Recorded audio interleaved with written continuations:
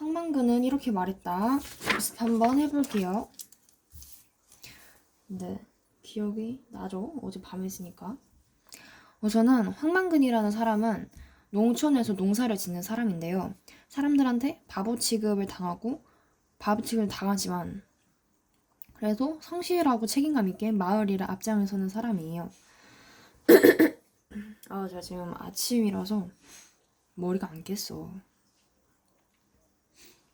그냥 읽는 거예요, 이거 그냥. 복습이니까요, 어차피. 이건 백지복습 아니에요, 그냥 복습이에요.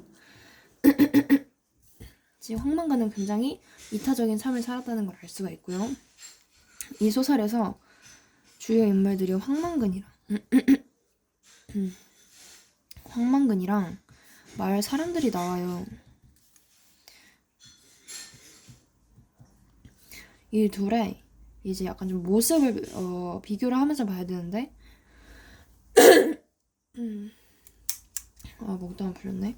황만근은 굉장히 성실하고 책임감 있는 사람이다. 반대로 마을 사람들은 이기적이다. 그런 사람이다. 그래서 이 소설에서 황만근이 제목 자체가 황만근은 이렇게 말했대잖아요. 근데 실제로 말을 하진 않고 이제 말보다는 행동으로 약간 우리가 어떤 삶을 살아야 하는지 내야 삶의 방향을 보여준다라는 걸 알 수 있습니다. 행동으로. 그래서 그럼 삶의 방향이 뭐냐? 라고 물어볼 수 있는데 이거까지는 안 나오네. 갑자기 생각나는 건데 제가 원래 글씨를 이렇게 잡아서 이렇게 쓰거든요. 물론 제가 18년 동안 이렇게 잡았으니까 이게 훨씬 더 편하죠. 근데 이거를 쓰다 보니까 손에 힘이 너무 많이 들어가가지고 제가 막 이렇게 되고 학교에서 글쓰기 시험 이런 거 있으면 진짜 죽을 맛인 거예요. 그래서 어제 제가 글씨 예쁘게 쓰는 법 레이? 제대로 잡는 법 이거 제대로 잡는 법 해가지고 이렇게 했어요. 이거를 이렇게 잡으라고요. 잘 보여요? 이렇게 잡으라고 하고 글씨를 이렇게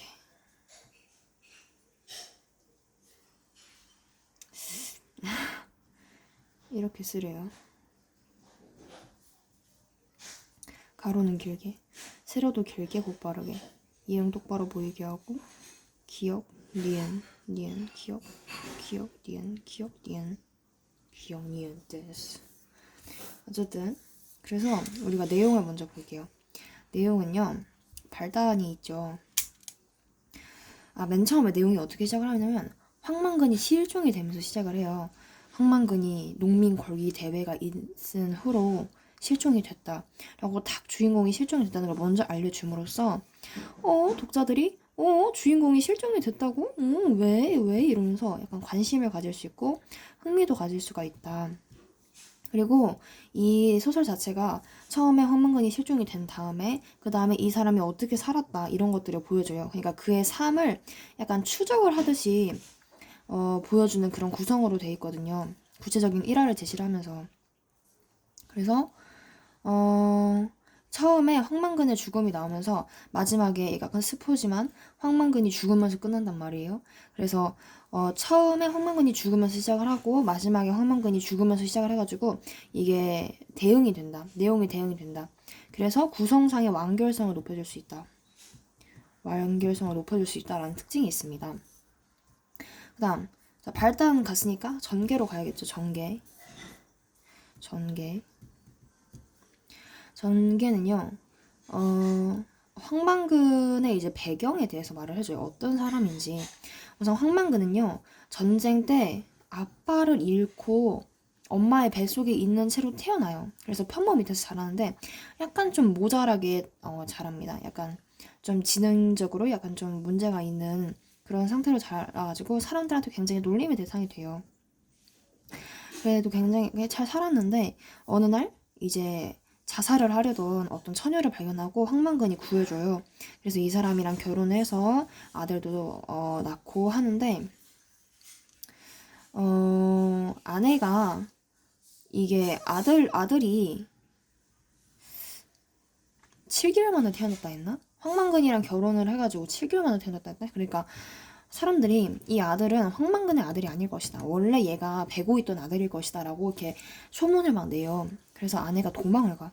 그래서 결국에 황만근은 자기가 원래 모시고 있던 할머니, 황만근의 엄마죠.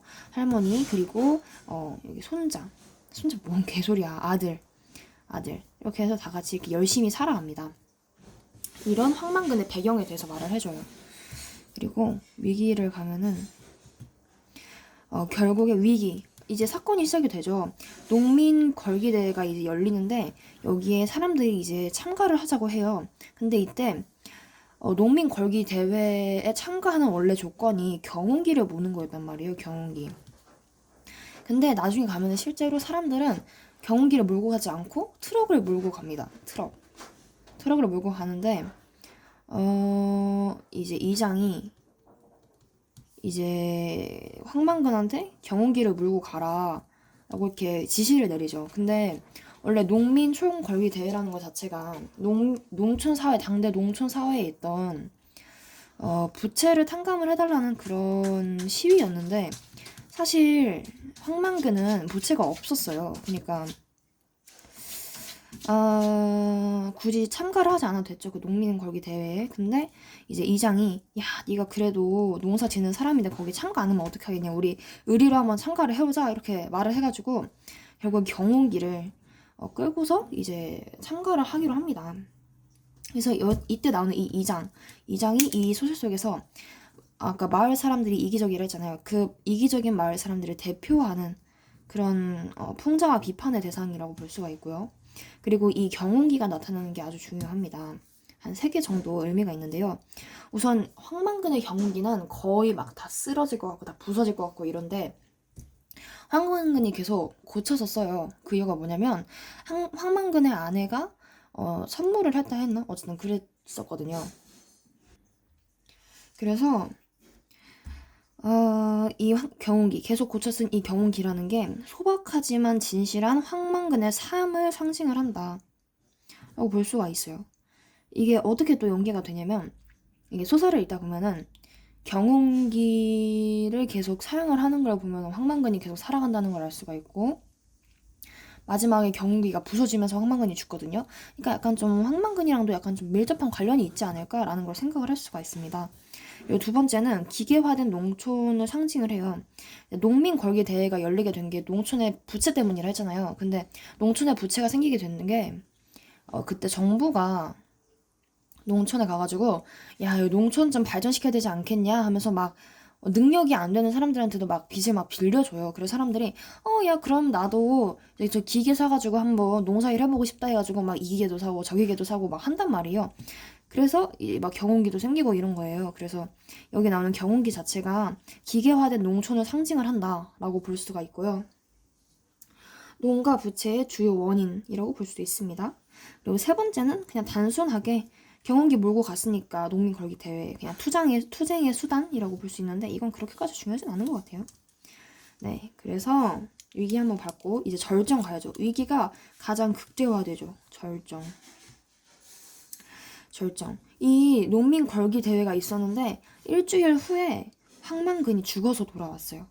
자, 황만근은 약간 농촌의 사회에 좀 희망, 좀 이타적인 삶을 살고 있는 좀 그런 긍정적인 건데 얘가 죽어서 돌아왔어. 즉 희망이 사라졌다는 거야. 희망이 없어. 그래서 이거를 통해서 황만근을 죽음으로 몰고 간 마을 사람들의 이기심을 비판을 하는 거야. 이 화자? 아니요. 서술자가?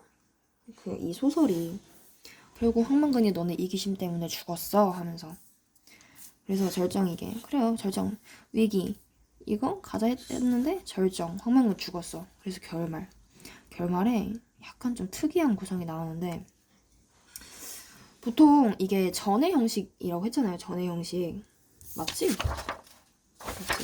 전의 형식 전이 뭐냐면 홍길동전 뭐 이런 춘향전 같이 어떤 존경할 만한 인물의 일대기를 보여주는 그런 형식이에요.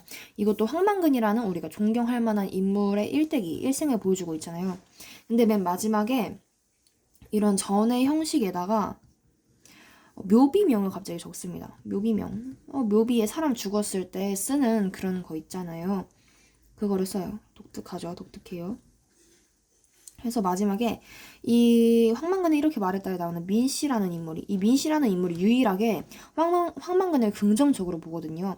이 사람이 황만근에 대해서 평가를 하는 묘비명을 쓰게 됩니다. 그게 이제 마지막에 나와요.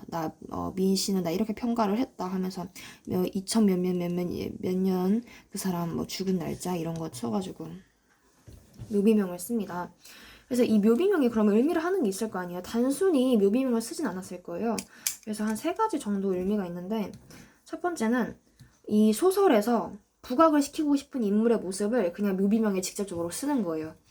확실히 다른 뭐 인물들이나 표현상의 특징 같은 걸로 표현을 하는 것보다는 그냥 진짜 이 사람은 어떤 인물이었다 하고서 직접적으로 말하는 게 좀 더 표현을 하기가 편하잖아요.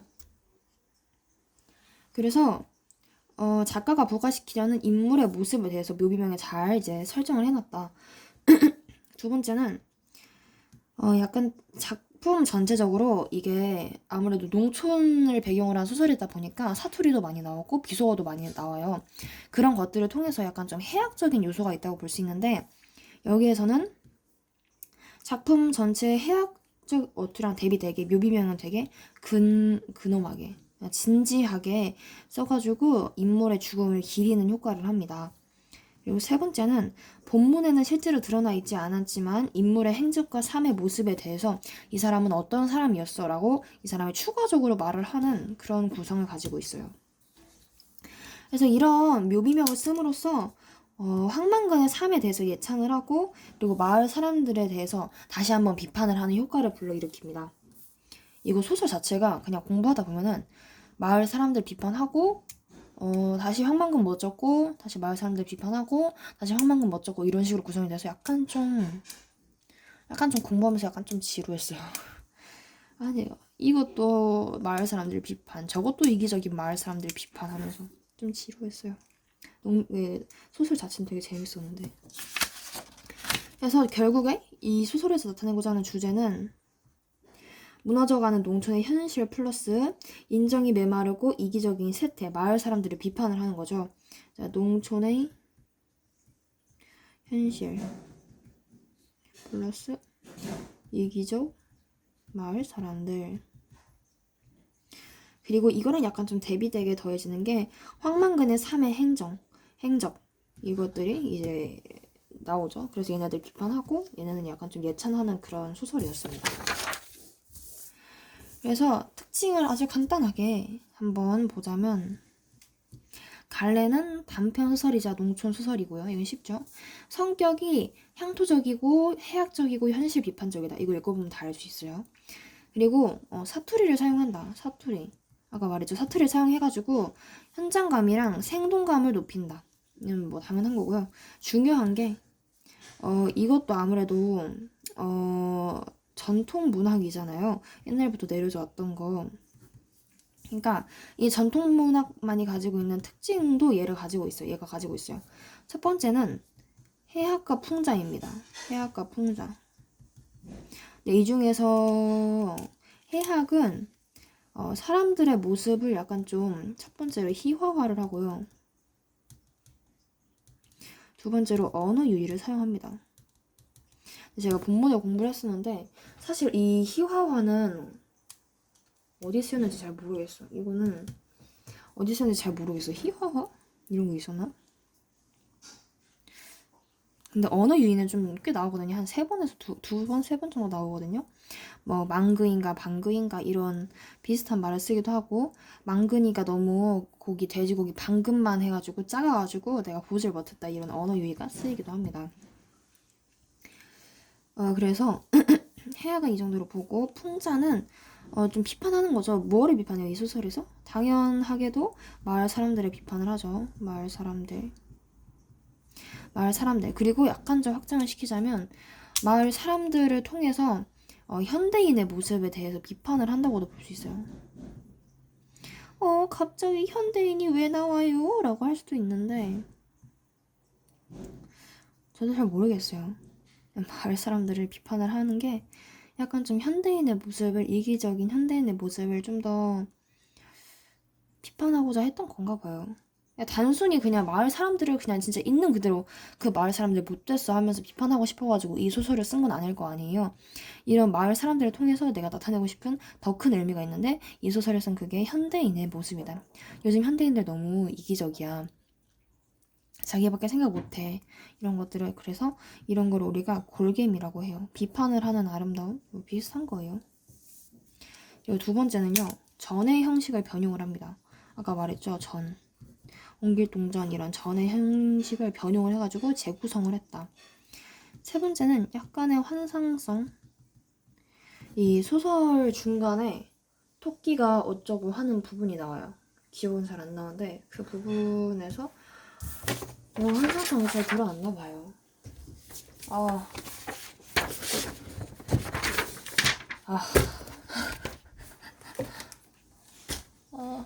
애들이 공부를 너무 열심히 해서 나도 안 할 수도 없고. 참. 근데 하기는 싫고. 그래서 한번 제가 읽어보면서 설명을 해볼게요. 황만근은 이렇게 말했다. 자, 황만근이 없어졌다. 황만근의 실종으로 작품이 시작이 되죠. 이거에 대한 특징은 아까 말했었고요.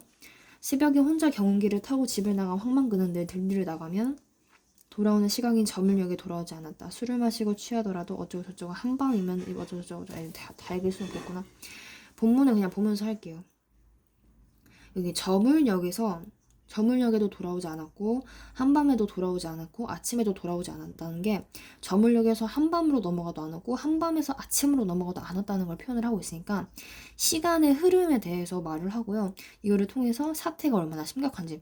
아니 원래는 저물역 되면 당연히 들어오던 사람인데 한밤이 되어도 안 오고 아침이 되어도 안 온대 라고 약간 좀 사태가 얼마나 심각한지에 대해서 말을 하고 있는 거예요. 자, 망그인지 방그인지 어느 유의적인 표현이 쓰였고 이게 해학적이라는 걸 알 수가 있죠. 그 바보 자석 하나 때문에 소열물도 못하러 가고 이긴 뭐라. 바보 자석이라는 건 마을 사람들이 황만근을 보는 시각. 우리가 모르는 사람한테 뭐 바보 자석 이러진 않잖아요. 그러니까 부정적으로 바라보는 그런 시선에 대해서 말을 하고 있고요. 그리고 이 소설에는 황씨라는 사람이 계속해서 나와요. 왜냐하면은 황만근이 살고 있는 이 마을 자체가 황씨들이 모여가지고 사는 곳이거든요. 그래서 황재석이라는 분도 나오고 황동성이라는 분도 나오고 황동수라는 분도 나오고 황재석, 황동수 또 누구였지? 황영석 이렇게 3명이 나옵니다. 아유. 그래도 진례했던 사람이 없어지만 필시 연유가 있는 기라. 사람이 바늘이라 모래라. 기양 없어지는 게 어디 있어. 암만 그래도 우리 동네 사람 아이라. 망그이가 여기서 나서 사는 동안 한 번도 어쩌고저쩌고. 황재석이라는 인물은 황만근한테 관심이 있긴 하지만 그래도 약간 좀 무시를 하고 있긴 하죠. 방근이라는 말을 쓰고 있으니까. 황동수가 우스갯소리처럼 말을 하고 동네 사람들 근데 뭐 딱히 소설 자체가 약간 분석이 좀 힘들어. 시는 분석하기가 편한데.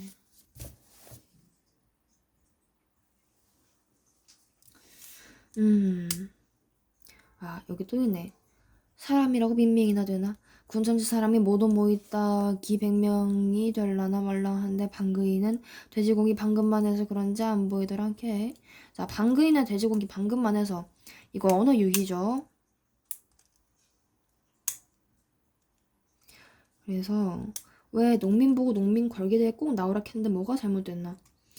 아니 황만근 씨가 가야 할 이유라도 있습니까? 따라 황만근 씨한테 부탁을 할 정도로 민 씨와 이장의 갈등이 고조가 된다. 내가 민사무소에서 인원 점검하고 다른 이장들하고 의논도 해야 되고 얼마나 바쁜 사람인데 기공기를 타고 언제 가고 말을 해봐주냐. 원래는 방침이 경운기를 타고서 농촌 걸기 대회에 가는 게 방침인데요. 자기는 어쩔 수 없다. 나는 바빠서 경운기 같은 건 타지 못한다. 나는 트럭으로 어쩔 수 없이 갔다 올 수밖에 없었다 하고서 자신의 행동에 대해서 정당화를 하고 있고요.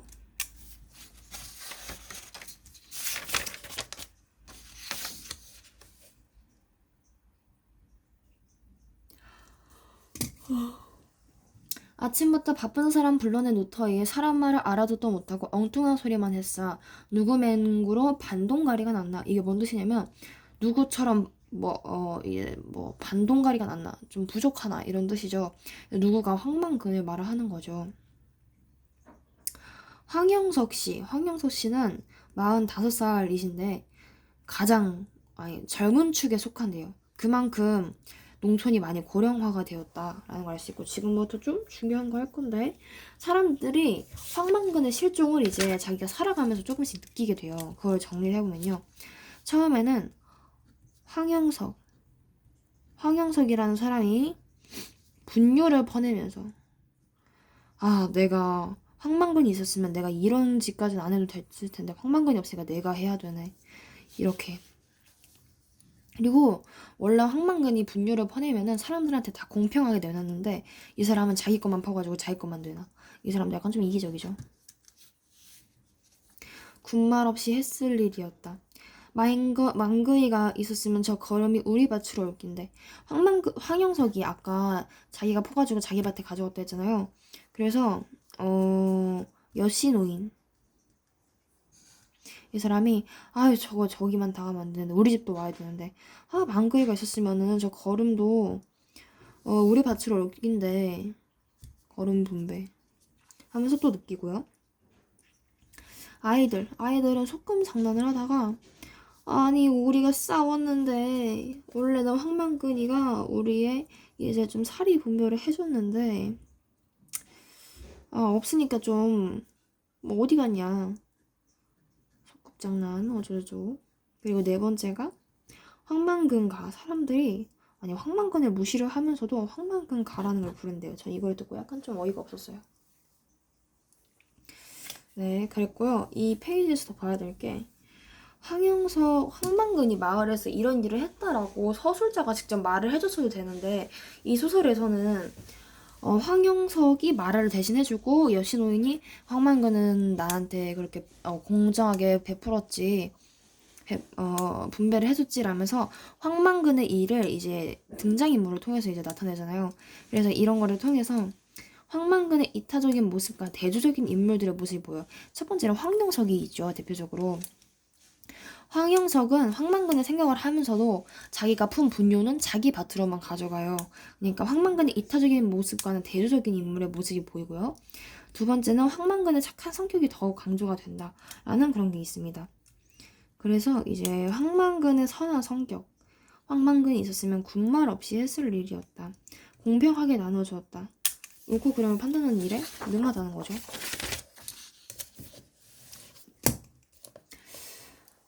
황망근가. 황은 성을 말한다. 신대 1, 2는 황씨들이 50여 호 모여 사는 집성촌이었다. 2년 전에 기농한 민씨 같은 타성맞이는 황씨 집안의 대릴 사이로 들어온 노씨를 포함 전체의 2가구밖에 되지 않는다. 신대 세터는 이름이 암시하듯 새로 생긴 마을이었다.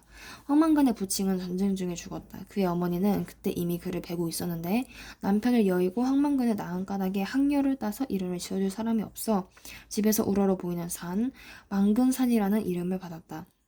망근산은 신대 1, 2에서 3리까지가 띠 모양으로 둘러있는 천국지유를 병풍처럼 에워싸고 물을 가두고 또한 사철물을 대주게 해주는 역할이었다. 여기서 보면요, 망근산이라는 것 자체가 굉장히 마을에서 중요한 역할을 하고 있다는 걸 알 수가 있고, 그래서 이 망근산의 이름을 딴 황망근이라는 이름 자체가 마을 사람들의 삶의 근원이다, 이런 거를 나타낸다는 걸 알 수가 있습니다. 지금 황망근이 망근산의 역할과 같이 마을에서는 없어서 안 될 존재임을 알 수가 있다. 여기에서 이제 황망근가에 대한 가사에 대해서 설명을 하면서 황망근에 대한 존재감을 부각을 하고 있죠. 그리고 밑에 보면은 황망근이 가족을 위해서 따로따로 막 밥상을 막 차려줘요. 그래서 황망근의 인간성과 가족애 같은 게 나와 볼 수가 있었죠. 그리고 황망근은 고기 손질을 굉장히 잘해요. 왜냐면은 그냥 혼자 살아가야 되거든요. 피곤해서 하기가 싫네. 죄송. 그래서 자립적인 황의 모습을 스스로의 필요에 의해 오래도록 자주 하다 보니 어느새 전문가가 된 것이었다 라는 문장에서 볼 수가 있고, 이거랑 약간 대조되는 마을 사람들의 모습. 마을 사람들은 황만근한테 막 의지를 하죠. 그래서 나 분유 좀 퍼줘, 나 이것 좀 해줘 이렇게 부탁을 하면서도 대가는 제대로 주지 않잖아요. 이런 게 현대인의 삶의 모습이랑 비슷하다.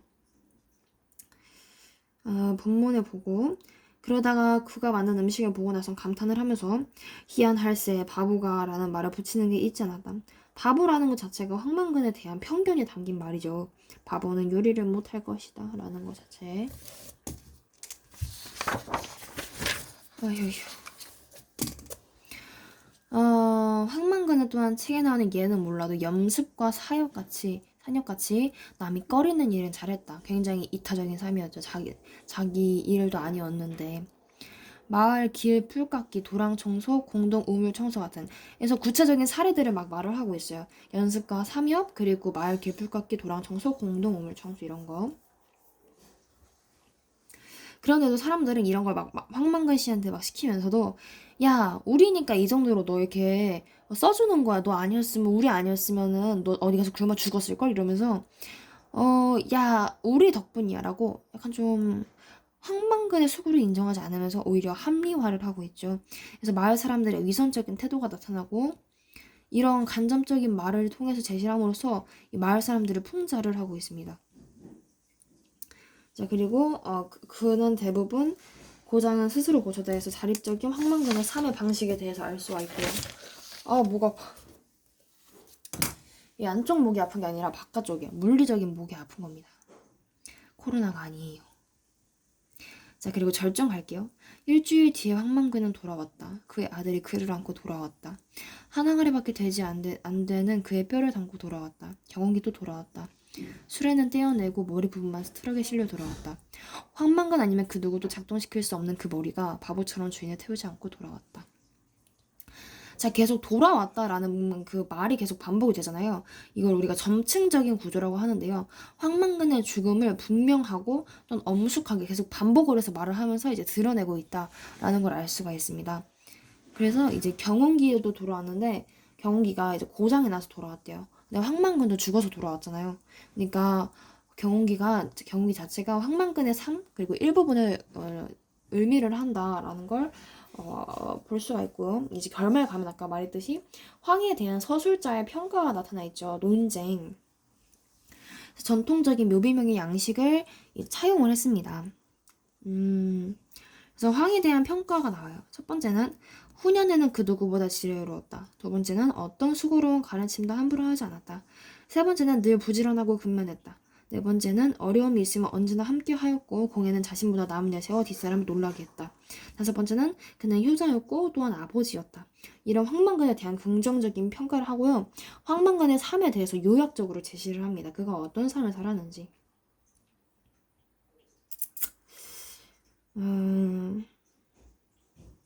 그리고 맨 마지막 보면은 선생님 마시는 막걸리는 밥이면서 사직의 신에게 바치는 헌주였다. 힘의 근원이고 낙천의 뼈였다. 그래서 약간 좀 술을 마셨던 황만근에 대해서 긍정적으로 평가를 하고 있습니다. 근데 저는 그거는 긍정적으로 표현할 수가 없다고 생각을 하는데 왜냐면 그것 때문에 죽었잖아요. 그것 때문에 죽은 건 아니라고 볼 수도 있는데 약간 좀 술 때문에 어질어질하고 해롱해롱하고 그래서 움직이지도 못하고 그래서 얼어 죽었고 뭐 이런 것도 있지 않을까 하는 생각이 들긴 해요. 전일에 선생은 경운기를 끌고 어쩌고저쩌고 면소재지로 갔지만 경운기를 타고 온 사람이 없어 같이 갈 사람은 만나지 못했다. 선생은 다시 경운기를 끌고 백리길을 달려 약속 장소인 군청까지 갔다. 가는 동안 선생은 여러 번 차에 부딪힐 뻔했다. 마른 봄바람에 섞인 먼지가 눈을 괴롭혔고 어쩌고저쩌고 몸을 떨었다. 황만근이 사고로 죽게 된 경위에 대해서 말을 하죠. 이런 악조건 속에서도 약속을 지키려는 황의 모습이 더욱 드러나가지고 우직함을 나타내기도 합니다. 선생이 좀 더 살았더라면 난세의 흑염에 그늘의 덕을 널리 베푸는 큰 나무가 되었을 것이다. 라고 황이 우리 사회에 꼭 필요한 존재임을 강조하기 위해서 그가 만약에 살았으면은 큰 나무의 그늘이 되었을 거야 하면서 약간 좀 비유적으로 표현을 하고 있죠. 어느 누구도 알아주지 아니하고 감탄하지 않는 삶이었지만 사람들의 인식인데 선생은 깊고 그윽한 경지를 이루었다. 여기는 서술자의 평가가 나타나고요. 남을 비웃음 어쩌고저쩌고 홀로 자립적이고 이 어찌 하늘이 된 사람이 아니라고 할 수 있겠는가? 라고 서리법을 쓰였고요.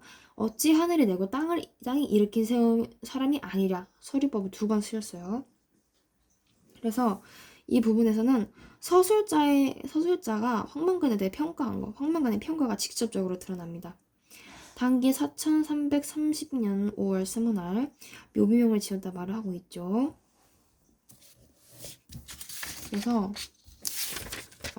네, 이렇게 끝납니다.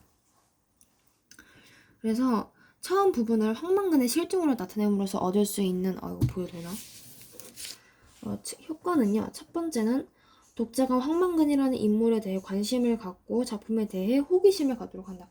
독자 입장에서는 저게 왜 황만근이 실종이 됐을까라는 생각을 하니까 호기심을 가질 수밖에 없고요. 내용상의 특징 효과에서는요. 황만근의 부재가 부각이 되고 존재 가치가 강조가 된다. 처음에 황만근이 실종이 됐다는 걸 먼저 말을 함으로써 뒤에 황만근이 없음으로써 일어나는 일들에 대해서 좀 더 부각이 돼서 이제 황만근의 존재 가치가 강조가 되는 효과를 누릴 수가 있다. 그리고 이 작품은 부분적으로 등장인물 민씨의 관점에서 서술되지만 전체적으로 전지적 관측 시절이다. 전지적 관측을 활용할 경우 황만근은 주변 인물들에 대한 작가의 생각을 직접적으로 드러낼 수 있다.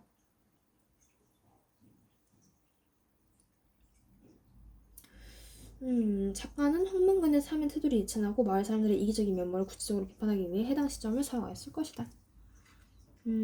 나네요. 아직 공방전은 안 해서요. 여기로 끝낼게요. 안녕.